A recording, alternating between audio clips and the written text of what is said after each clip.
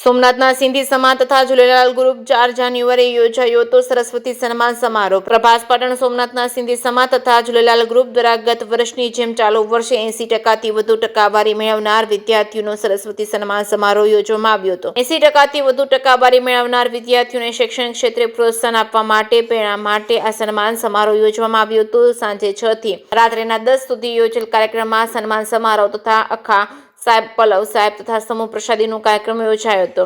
દાતાઓ તરફથી વિદ્યાર્થીઓને શૈક્ષણિક સાધનોને કીટ આપી પ્રોત્સાહિત કરાયા હતા। આ સમારોહમાં સિંધી સમાજ તથા સોમનાથ ઝૂલેલાલ ગ્રુપના સભ્યો કમલભાઈ મહારાજ તેમજ સવિતાબેન શર્મા, સિંધી સમાજના પ્રમુખ અશોકભાઈ સહિતના બોડી સંખ્યામાં લોકો હાજર રહ્યા હતા। જે સિંહ ગુજરાતી સાથે મહેશ વાજા, સોમનાથ। હું ગોવિંદભાઈ શાણી।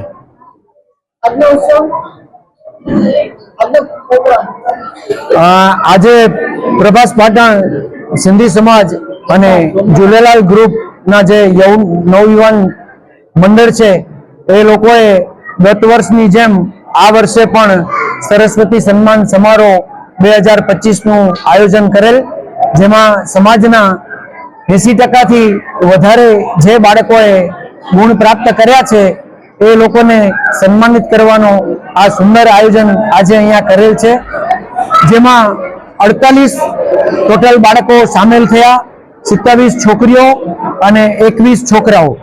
ગત વર્ષે પણ આ પ્રકારનો એક આયોજન અમે કરેલ છે, જેના કરતાં આ વર્ષે સંખ્યામાં વધારો થયો છે।